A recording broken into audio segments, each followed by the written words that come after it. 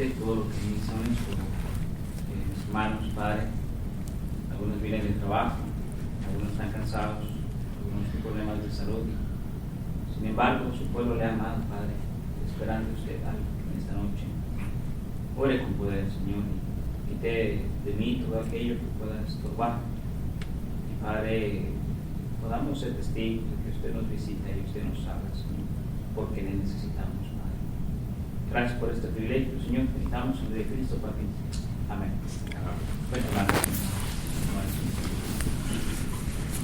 el pasaje que leímos dice: haya pues en vosotros este sentir que hubo también en Cristo Jesús. Algo que se nos ha enseñado como cristianos es cuidar mucho nuestros sentidos, no hacer las cosas por un sentir. Y en cierto modo eso es sano y eso es correcto y eso es bíblico. Mi esposa va a dar una clase el sábado en la mañana con las hermanas, una clase muy necesitada para las mujeres, ¿no? Usted puede ir, hermano, a hacer mucha bendición en esa clase que mi esposa va a dar. Y aquí dice: haya pues en vosotros ese sentir que hubo también en Cristo Jesús. Cuando usted se ve en un espejo, usted ve el reflejo de usted mismo. Y cuando dice: haya pues en vosotros ese sentir que hubo en Cristo Jesús, es refleja el sentir que Cristo tuvo, reflejado. Siente lo mismo que Cristo sintió. Es lo que está diciendo. ¿Se ha dado cuenta, hermano, que las emociones son contagiosas? Los sentimientos son contagiosos. A veces se arma un ambiente en ciertos lugares en que uno empieza a llorar y alguien más empieza a llorar. ¿Le ha pasado eso? O alguien se pone muy contento y muy alegre y se proyecta esa alegría y todo el mundo se pone contento y alegre. ¿Se da cuenta de eso? Y aquí está diciendo la Escritura, refleja el sentir que tuvo Cristo. No es algo sencillo, pero no lo dice como una sugerencia, lo dice como un mandamiento. Haya pues en vosotros ese sentir que hubo también en Cristo Jesús, el cual siendo en forma de Dios no estimó el ser igual a Dios como cosa que aferrarse, sino se despojó a sí mismo tomando forma, que dice, de siervo. Y Dios quiere que tú tengas ese sentir, que tú puedas despojarte y puedas tomar forma de siervo. Ahora espérenme un momentito. Hermano, ser cristiano no es fácil. Hay quienes tal vez vivirán en un nivel en su vida cristiana consagrada, pero no quiere decir que no están batallando. Y hay quienes están tal vez en su forma de vida cristiana un poco fríos, un poco tibios, pero no quiere decir que también ellos no están batallando y están pagando un precio por intentar amar a Dios. Ser cristiano, hermanos, desde lo espiritual, lo emocional y lo físico, no es sencillo. Servir a Dios, venir a la iglesia, hermanos que te tocan, estar tocando en cada culto y venir corriendo con el instrumento y ensayar entre semanas, pues no es algo fácil.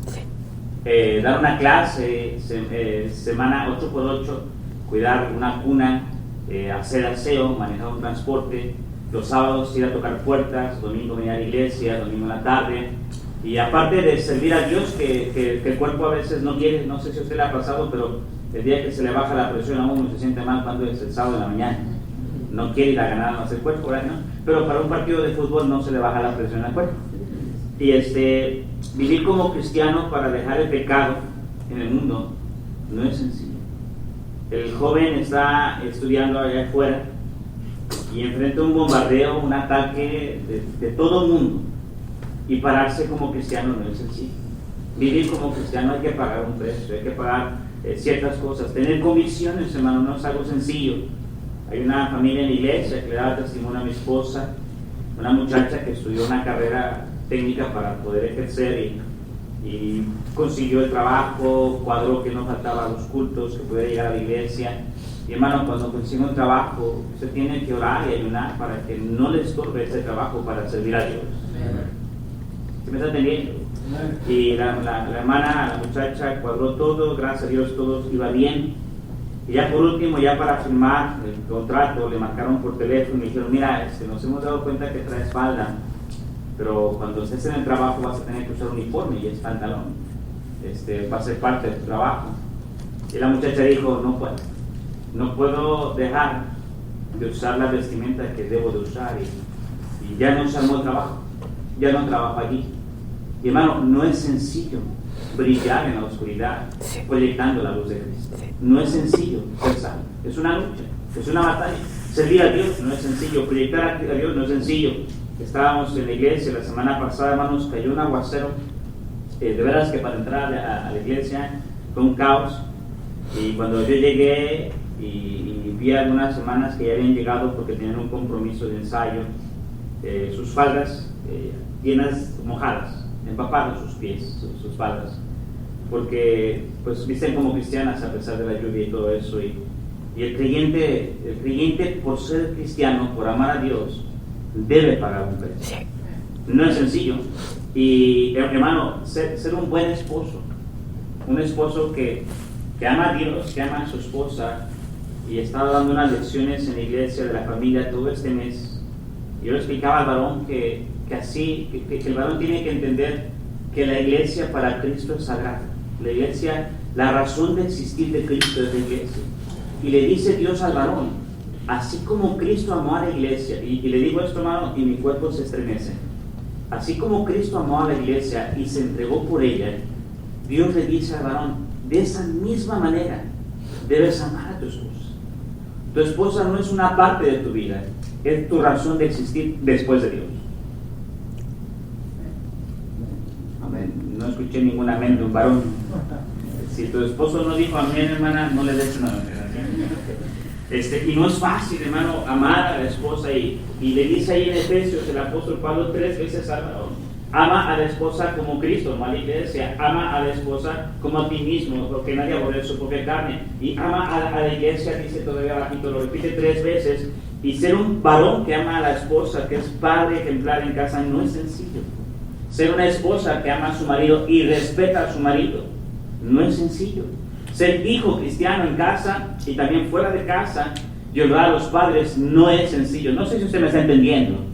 Es una lucha, es una batalla, y Dios en Filipenses nos da un secreto de cómo podemos lograr esa lucha, esta batalla como cristianos, amando a Dios, honrando a Dios, sirviendo a Dios, hermano. Y nos habla acerca de la humillación de Cristo, nos habla acerca de la muerte de Cristo. No cualquier muerte, sino muerte de cruz. Vea lo que dice, por favor, versículo 8, interesante el texto. Dice, y estando en la condición que dice, ¿de quién? Se humilló, ¿qué dice? El pastor decía en su petición de oración, servir a Dios con humildad. Y hermano, la humildad no es algo que se nos da. Somos soberbios, somos egocéntricos por naturaleza, y nuestro Señor Jesucristo se humilló. ¿Y qué tanto fue el grado de humillación de Cristo, pastor? Dice el pasaje aquí. Se humilló a sí mismo, haciéndose obediente hasta la muerte. ¿Y muerte de qué? Hermano, según la historia judía, y también algunos historiadores como Pablo Josefo, Eusebio, historiadores judíos, israelíes, nos explican que Cristo no fue el único crucificado, sino hubo centenares y centenares de personas que fueron crucificados. Hubo muchos crucificados. La crucifixión fue una táctica de tortura romana increíble. Y mira, hermano, yo entiendo ahora, después de la cruz de Cristo, yo entiendo a Pedro, a Juan y a los apóstoles. Ellos no entendían que Cristo tuviera que padecer. Cristo les dijo que era necesario que Cristo padeciera. ¿Sí recuerda ello? Y ellos no lo entendieron. Ahora, usted y yo lo entendemos porque estamos del otro lado. Tenemos la Biblia, ya tenemos el compendio escrito, ¿sí me entiende? Pero muchas veces yo medito en tiempo con Dios, a veces manejando en oración, y le digo, Señor, yo entiendo que tú tenías que morir. Entiendo que tu sangre tenía que ser derramada. Entiendo que tu cuerpo tenía que ser clavado en la cruz. Pero muchas veces le digo a Dios, Señor, ¿por qué de esa forma tan tortuosa? Cierto es que el corderito era degollado y derramada su sangre en el altar, cierto. Pero Cristo fue torturado, hermano, llevado su cuerpo a una expresión de dolor inimaginable. Pero pastor, lo acaba de decir usted, había muchos crucificados y fueron torturados como Cristo. No, hermano. Yo estoy convencido que a pesar de que había muchos crucificados, la forma en que crucificaron a Cristo fue una forma muy singular. Cuando estaban los soldados romanos y Cristo fue presentado entre ellos después de haber primero sido humillado por medio del Sanedrín judío, el sumo sacerdote, etc., es traído ante los romanos, y yo creo que por ahí llega las noticias, un crucificado, y uno por ahí limpiando su espada, su armadura, pues vamos a crucificar otro más. No, espérate, es que este que vamos a crucificar es diferente. ¿Cómo que es diferente? Es que se llama Rey de los Judíos, se llama Hijo de Dios, se llama el Cristo. Y eso causó una sensación de ensañamiento singular y especial contra Cristo que no tuvieron contra los demás crucificados. ¿Me está entendiendo? Y por eso dice la Escritura, se humilló, fue obediente hasta la muerte y muerte de cruz. Y Cristo te está diciendo, haya pues en ti el mismo sentir que hubo en Cristo, tenlo tú mismo, sea un espejo. Proyecte el sentir que Cristo. No es fácil ser cristiano, no es fácil amar a Dios, no es fácil proyectar la luz de Cristo en una oscuridad y en un mundo que se va degradando. No es, a la carne no le gusta venir a la iglesia, a la carne no le gusta sacrificar, a la carne no le gusta servir, a la gente, a la carne no le gusta ofrecer. ¿Me está entendiendo? Pero por eso dice, haya pues en vosotros ese sentir que hubo también en Cristo. ¿De qué sentir habla, hermano? Vea lo que dice Salmo 22. Salmo 22, hermano, guárdese, cuídese mucho.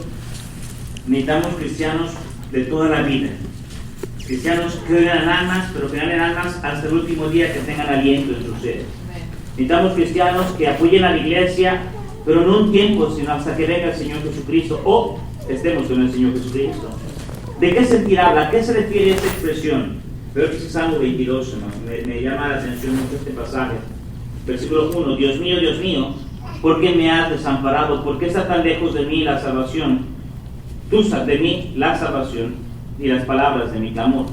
Dios mío, clamo de día y no me respondes, y de noche y no hay para mí reposo. Hermano, ¿quién está hablando en este salmo?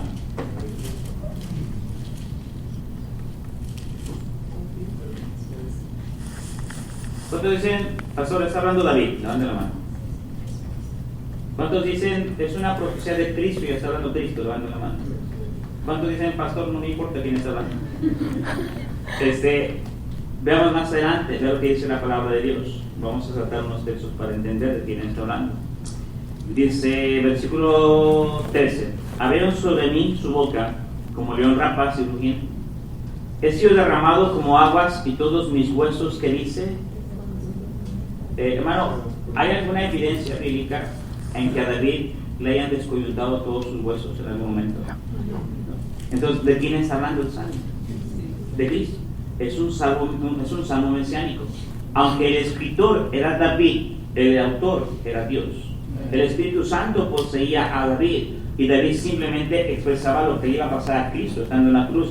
Hablaba con un judío en Venezuela, un judío ortodoxo, y él me decía, es que yo no puedo entender cómo el Cristo iba a ser muerto en una cruz y derramarse. Dice, yo no puedo entender eso porque es Dios mismo. Y yo, cuando él me decía eso, yo pensaba, es verdad, a mí me cuesta trabajo entender eso. No sé si usted me está entendiendo, lo creo porque lo sé, pero me es difícil entender eso. Y constantemente, a veces manejando, y no puedo evitar llorar, le digo, Señor, ¿por qué de esa forma?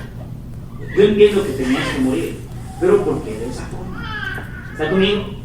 Vea lo que dice más adelante, por favor, versículo 14, dice, ha sido derramado como aguas y todos mis huesos se descoyuntaron, mi corazón fue como cera, cuando el soldado romano traspasó su costado, recuerde, salió agua con sangre, derritiéndose en medio de mis entrañas, como un tiesto se secó mi vigor, su fuerza, mi lengua se pegó al paladar, y me has puesto en el polvo de la muerte, porque perros me han rodeado cuadrillas de malignos. Dice el versículo 3, la última parte del versículo 16, horadaron que dice, y eso es perforaron mis manos y mis pies. Y a eso no le hicieron, cuando yo le decía a este judío allá en Venezuela, a Cristo no le hicieron eso, y él me decía, ese Cristo. Digo, sí, está hablando de Cristo, ese Cristo que murió en la cruz y derramó su sangre en la cruz. Y aquí está hablando de Jesús. Y hermano, está narrando la muerte de Cristo este salmo, haciendo referencia al precio que él tenía que pagar. Y hermano, quiero que entienda esto. Cuando dice, hay en vosotros ese sentir que hubo también en Cristo Jesús,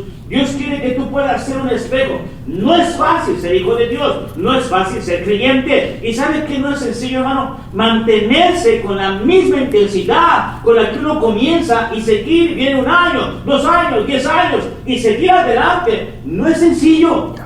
Por la gracia de Dios, en este noviembre cumplo 24 años de ser cristiano, de ser creyente. Y mantenerse, hermano, con el mismo ritmo, tocando puertas semana a semana, viniendo a la iglesia, sirviendo, haciendo el aseo, tocando, cantando, a misiones, ofrenda misionera, ofrenda de amor cuando alguien nos visita, año con año, no es algo sencillo. Y Dios quiere que tú encuentres una fuente de inspiración para poder mantenerse con ese ritmo sin que baje ese ritmo y sin que dejes de hacerlo. O si no estás sirviendo a Dios, empieces a servir a Dios. ¿Me estás entendiendo? Ahora, ¿y cuál es esa fuente de inspiración?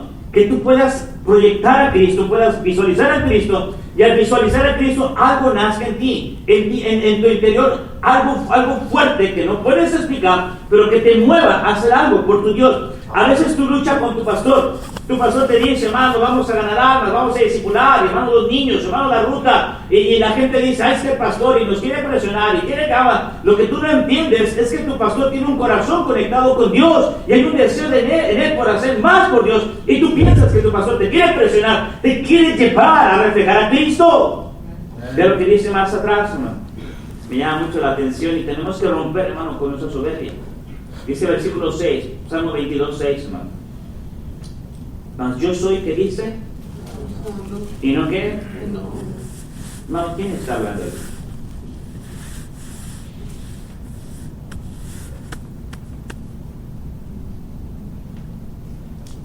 Hermano, ¿quién está hablando ahí? ¿Quién a sí mismo se está llamando gusano?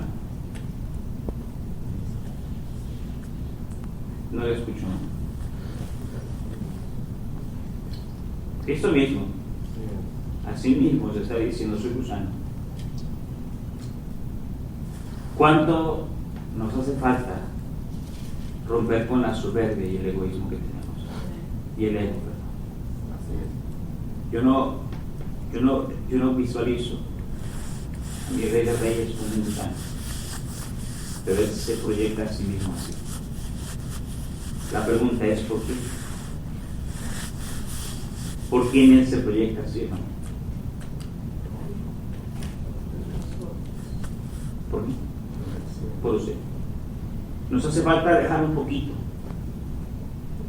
No brillas en el trabajo como cristiano como debieras, porque te hace falta inspirarte en Cristo. El título del mensaje es Inspirándonos bajo la sombra de la cruz de Cristo. Dios nos diseñó para ser inspirados. El ser humano es detonado para ser inspirado. El ser humano ha hecho cosas increíbles, hablando secularmente y aún ajeno a Dios. Dios le dio al hombre un potencial creativo porque somos hechos de su imagen, creación a la imagen de Dios. Y el ser humano ha hecho cosas increíbles a través de la historia. Y si tú ves cada caso de personas que han impactado el mundo para bien o para mal, es porque en algún momento de sus vidas fueron inspirados. Esa palabra inspiración es una fuerza que florece en el alma y que se proyecta en las acciones, porque somos diseñados para ser inspirados. Thomas Alva Edison, el que inventó el primer foco o bombilla eléctrica, él decía, ya era anciano, lo entrevistaron y le dijeron, ¿cómo es que tú fuiste inspirado a ser uno de los inventores más prominentes del siglo pasado?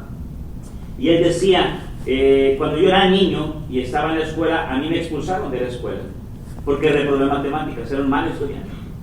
Entonces mi mamá me tomó, dice, y me enseñó en casa, homeschool. Y en casa mamá me entrenó, mamá no era maestra, pero mamá me entrenó y mamá me enseñó con mucho cariño y con mucha paciencia. Y ahora yo soy el resultado de todo lo que mi madre quiso lograr en mí. Y él dijo esto, mamá me inspiró a hacer lo que ahora soy. La inspiración es algo natural y sensato en el hombre. Somos detonados a ser inspirados. ¿Sabes por qué tu hijo, hermano, se pone tus zapatos, se pone tu corbata y se pone tu traje? Porque él está inspirado a ser como tú. Él quiere ser como tú. Por naturaleza estamos diseñados para copiar a los demás. ¿Me está entendiendo? Esa persona que pintó un cuadro y ese cuadro es famoso y reconocido, tuvo una inspiración para pintar ese cuadro. Esa persona que compuso un poema y un precioso poema en literatura, etc., fue inspirado por algo o por alguien. Esa persona que hizo una escultura, esa persona que hizo un canto, esa persona que toca, esa persona que canta, esa persona que crea, es inspirar, se deja inspirar. Y nosotros somos diseñados, hermano, para ser inspirados. Y algo que Dios quiere lograr en el corazón del creyente es inspirarlo a enfrentar la vida cristiana. No es fácil, pero Dios te quiere inspirar. Y no depende de Dios, depende de que tú respondas para ser inspirado. ¿Me están entendiendo? Estaba leyendo, antes de que hubiera una guerra, los soldados se ponían de frente, a veces en valles, para comenzar la guerra.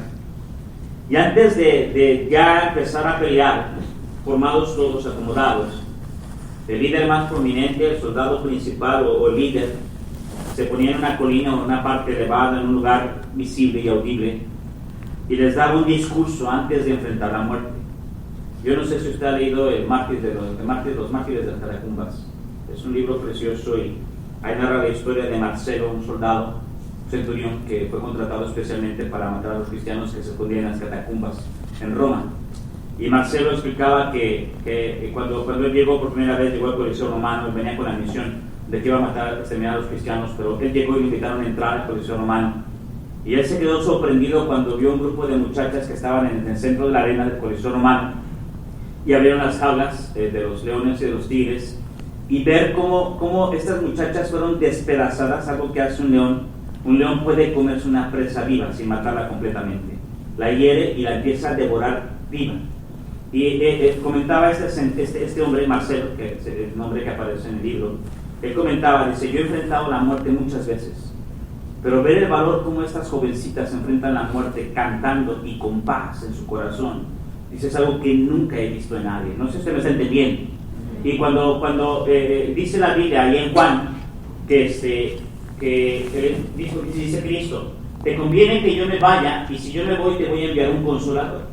La palabra consolador es paracleto. Paracleto es alguien que es enviado a mi vida para ayudarme, y es la única definición que hemos estudiado, pero hay más. Esta palabra paracletos es la misma palabra arenguear. La palabra arenguear es con las palabras, con los hechos, motivar a alguien, inspirar a alguien a hacer algo que él no pudiera hacer solo. No sé si me está entendiendo. Y entonces cuando se ponía este soldado líder prominente y les daba el discurso, porque literalmente muchos de ellos iban a terminar sin pies, sin manos, muertos, iban a dejar a viudas, iban a dejar a huérfanos, y para poderlos motivar a enfrentar la muerte, él se paraba y daba un mensaje vigoroso para arenguearlos, para inspirarlos a enfrentar la muerte. ¿Me está entendiendo en eso? Porque por naturaleza fuimos creados, hermano, para ser inspirados. El problema, a mí me preocupa mucho, ¿cómo es que un homosexual puede inspirar a otros homosexuales, no solo de una nación, sino de otras naciones, a salir a las calles y salir casi desnudos y desfilar en las ciudades principales, ¿no? ¿Y por qué los cristianos tienen que esconderse? ¿Por qué los que hacen lo malo salen y proyectan su maldad? Y los cristianos que deben de llevar a Dios se esconden. No es normal que el creyente le huya a ganar almas. Hermano, ¿cuántos de ustedes se llevan su... Dijo que estás en la escuela pública. ¿Cuántos de ustedes te llevas tu Biblia a la escuela? ¿Cuántos de ustedes, hermanos, que trabajan en un trabajo secular, tú llevas tu Biblia a la escuela, al trabajo? ¿Oras por los alimentos? ¿Y no te escondes cuando oras por los alimentos? Hay quienes dejan caer la pluma, si yo bendigo los alimentos, no me quito amén. Porque no quieres que los demás se enteren que tú eres cristiano. No es el cristiano el que tiene que avergonzarse por hacer lo que es correcto. Es el mundo el que tiene que avergonzarse. Pero parece que el mundo tiene más influencia para inspirar a hacer el mal que la influencia que tiene el creyente para inspirar a otros a hacer el bien. ¿Sí me está entendiendo? Hermana, no vengas con una vestimenta a la iglesia y tengas otra vestimenta en tu casa, en la calle, cuando vas al trabajo, cuando vas a la escuela. La misma vestimenta que usas para venir a la iglesia es la misma vestimenta que deberías tener cada día de tu vida.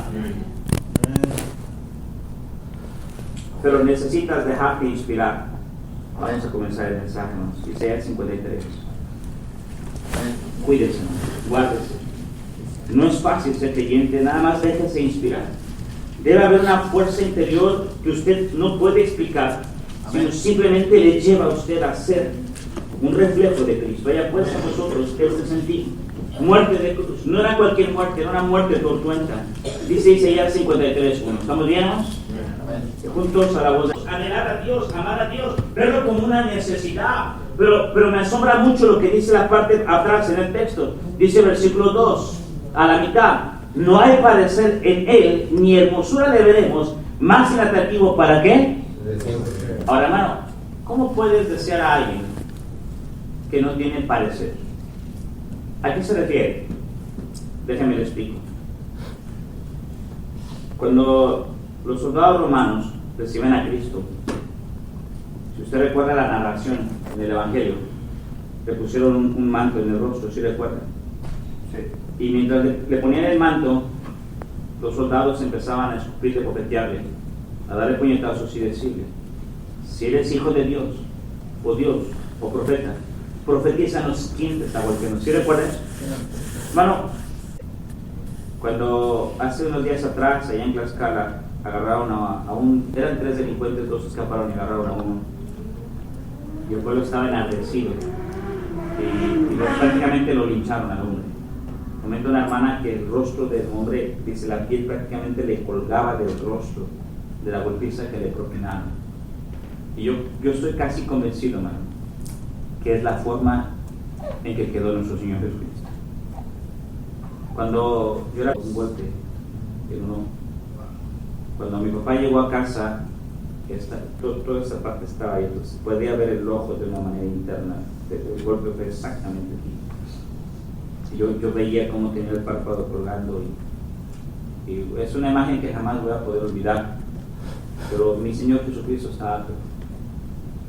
Yo estoy convencido que cuando Cristo iba, el tramito que cargó la cruz y después le ayudaron y él caminaba al Gólgota, él no podía ver bien, porque tenía experimento de retina en ambos ojos. ¿Cómo es que la Biblia dice: le veremos inatractivo para que le decimos? ¿Cómo puedo desear a alguien sin parecer, sin rostro, con un rostro desfigurado, dientes rotos, pómulos rotos, nariz desviada? ¿Cómo puedo desear a alguien así, hermano? Cuando entiendes que fue por ti. Tú puedes visualizar el rostro de Cristo desfigurado para desearlo. Créeme que toda la iglesia estaría el sábado listo para ganar. Pastores, que muchas ofrendas y vienen misioneros y hermanos, gloria a Dios porque la moneda, el billete que usan en Estados Unidos, hermano, puede ser de impacto y bendición a muchos misioneros que están llevando la palabra de Dios. No es fácil sacrificar y todo lo que hacen, y les amamos y les admiramos, hermano, pero si tú no visualizas, tú no te dejas inspirar, el cristianismo se te va a hacer una carga, algo pesado, vas a perder el gozo, no hay felicidad, no hay alegría. Hermano, cuando tú entiendes que ese rostro fue desfigurado, sin atractivo le veremos, para desearle, vas a entender que es un privilegio servir a Dios. Amén. Déjate inspirar bajo la sombra de la cruz de Cristo. No hay nada, hermano, no hay nada que puedas enfrentar. Escucha esta declaración, por favor, hermano. No hay nada que puedas enfrentar aquí en la tierra, por muy difícil que sea, que en la cruz de Cristo no haya esa inspiración para permanecer, aguantar y vencer. Amén. Nada. Sacrificio, hambre, trabajo, lo que sea. No hay nada que me hicieron, hermano. Deja de ver eso y ponte a ver a Cristo. Amén. Desea a Cristo más que cualquier cosa en esta vida. Mira lo que dice el versículo 2 al final. Le veremos más inatractivo para que le deseemos, para crear en nosotros una fuerza. Déjate inspirar. Versículo 3. Despreciado y desechado entre los hombres, varón que dice, experimentado en qué. Y nos dice, ¿sabe qué? Tiene diabetes. Y la persona que tiene diabetes se deprime. Y no estamos diciendo que no hay un dolor y un quebranto por eso, hermano. Pero si Cristo fue experimentado en quebranto, a veces nosotros vamos a experimentar quebranto. Pero no pierdas, no dejes de ser el cristiano que debes de ser. Dice, ciertamente llevó nuestras enfermedades, sufrió nuestros dolores. Nosotros le tuvimos por azotado, por herido de Dios y abatido. 5. Mas el herido fue por nuestras, que dice, me voy de esta iglesia porque aquí me siento usado. Hermano, ¿cómo cree que Cristo estaba en la cruz? Déjense inspirar por la cruz de Cristo. No hay nada que tú enfrentes, nada, que al mirar la cruz de Cristo no seas inspirado a enfrentarlo, permanecer y aún vencer. ¿Usted está bien? Amén. Hermano, no es normal que dejes lugar. No es normal la pereza y la flojera para amar a Dios. No es normal que a veces diezmas y a veces no diezmas. No es normal que a veces ganas almas y a veces no ganas almas. No es normal que siempre llegues tarde a la iglesia. No es normal. No es sano. No es normal que no lleves tu vida al trabajo. No es normal. Quiero hacer una pregunta, ¿no? ¿Cuántos de ustedes trabajan y tienen un trabajo secular y un patrón secular? Levanten la mano. Hasta arriba, hasta arriba, hasta arriba. ¿Cuántos de ustedes ya testificaron a su patrón y a todos sus compañeros de trabajo? Levanten la mano. ¿Se acuerdan? Menos de la mitad. Pastor, ¿me quiere avergonzar, hermano? No. Quiero evitarte ser avergonzado en el tribunal de Cristo. Así es. No es normal que no les quieras hablar de Cristo. No es sano. Hablan a nadie. Mi hijo, que estudias en la escuela pública, tus maestros y tus compañeros ya debieron haber escuchado el evangelio de tus labios. No es normal que no es normal. Tú no tienes por qué avergonzarte. No es malo ser cristiano, es un privilegio. Pero necesitas dejarte inspirar. Cuando yo estaba en la prepa, cuando fui salvo tenía 15 años. En el tercer semestre, el pastor predicaba, y era frutos y no te avergüences ser cristiano, y yo no sabía ganar almas, hermano. Yo recuerdo que hice mi plan de salvación en 2 hojas. Yo creo que en lugar de ganarlos los perdí. Pero yo le hablé a todos mis compañeros de la prepa. Algunos en el jardín, algunos en la carretera, algunos en las jardineras, algunos jugaban basquetbol, algunos fueron a la iglesia, algunos se bautizaron. Pero cuando yo le hablé a todos, hermano, hubo un descanso, una paz, no solo en la conciencia, sino con el espíritu. La verdad, si quisieron escuchar o no, ellos decidieron. Pero yo tenía las manos limpias y hay una paz en eso. ¿Me está escuchando? No permitas que pase más tiempo, hermano, sin que les hables. No es sano, no es normal, no es correcto eso. Dice la palabra de Dios en el versículo 6, interesante eso, o sea, Isaías 53, ¿me está entendiendo? Dice, todos nosotros nos descarriamos como ovejas, cada cual se apartó por su camino, mas Jehová cargó en él el pecado de quién. Y a veces la gente me dice, pastor, es que lo que me hicieron no fue justo, lo que me hizo mi esposo no fue justo, lo que me hizo mi esposa no fue justo, lo que me hicieron mis padres no fue justo, lo que me hizo un hermano, fulano pastor, no fue justo, pastor, lo que me hicieron. Hermano, no fue justo que Cristo muriera por ti. Si tú confrontas la narración de la muerte de Cristo con tu vida, no hay nada que tú enfrentes, que no hayas inspiración en la cruz de Cristo para enfrentar. ¿Sí me está entendiendo? Amén. Pero necesitas mirarlo, dice, más inatractivo, le veremos. Necesitas visualizarlo y pensar, es por mí, eso que hizo es por mí. No puedes seguir tocando el instrumento con esa mediocridad con la que tocas. Y no me malentiendas. No ensayas, no pasas tiempo con el instrumento, lo tomas como un hobby. Dios no es digno de que le des las obras, Dios es digno de que le des lo mejor. Déjate inspirar por la cruz. La gente ha hecho cosas grandes. Un medallista olímpico se inspira para obtener un pedazo. Que decían que esas medallas que dieron en las Olimpiadas pasadas, lo leí, que son las medallas más grandes que han dado en la historia de las Olimpiadas. Y los medallistas, hermanos, los deportistas olímpicos hacen rutinas diarias, dietas exorbitantes, una rutina de horario temprano hasta tarde. Llevan su cuerpo, hermano, a un sacrificio literal para poder ganar un pedazo de oro. Y el creyente, ¿cómo es que ellos se pueden inspirar por un pedazo de oro y el creyente no se deja inspirar por lo que ya sabemos que hizo Cristo? Amén. Hermano, Dios te llamó a ti para que tú dejes tu vida, tu trabajo, para servir a Dios. No vas a poder hacer eso si no puedes ver ese rostro de Cristo para inspirarte a hacerlo. Y no es fácil, pero alguien tiene que hacerlo. Amén. Y es un privilegio. Apoyar a misioneros, si viene la conferencia misionera y viene trabajo y poner banderas y comida y promesas de fe y todo eso, hermano, necesitas verlo a través de la cruz de Cristo. Porque no es dinero el que van a dar en la conferencia de misiones, es el potencial para que gente no vaya al infierno y vaya al cielo y pueda servir a Dios aquí en la tierra. Amén. Dice el bosquejo, hermano, déjate inspirar, no niegues a Cristo, no te avergüences de Él. Mijas, si las muchachas te dicen en la escuela que no sabes rezar, no sé rezar. Y no es pecado no saber rezar, y no necesito saber rezar. Hasta que me case va a ser mi primer beso. Tú no tienes por qué sentir vergüenza. Y mira tu falda con la que vienes, pareces monja. Sí, pero es la vestimenta que Dios quiere que yo me ponga. Y necesitas agradar a Dios. No te avergüences. La cruz de Cristo te puede inspirar a dejar el pecado. Y qué difícil es dejar el pecado, hermano. Es una lucha diaria. Pero la cruz de Cristo te puede inspirar a veces a padecer. Como cristianos, claro que tenemos que padecer. Gente nos va a rechazar. Predicaba la reunión de jóvenes el sábado en la iglesia. Decía, mi hijo, gente no te va a querer por ser cristiano. Gente no te va a aceptar por ser cristiano. Y si tú te llevas bien con los mundanos y que son inconversos, es porque no estás siendo un buen cristiano. Si tú sacas tu Biblia en la escuela, ¿sabes qué van a hacer todos los que te lo den? Se van. Pero tú quieres más la compañía de ellos que la compañía de Cristo. A sacrificar a la sombra de la cruz de Cristo, encontrarás inspiración para enfrentar todos los problemas, desavenencias, dificultades que hay en la tierra.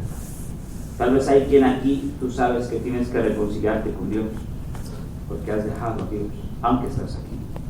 En el mundo hay gente que ha hecho historia porque se han dejado inspirar. Porque al cristiano le cuesta mucho dejarse inspirar por Cristo. Puestos de pie, con nosotros oramos. Todos.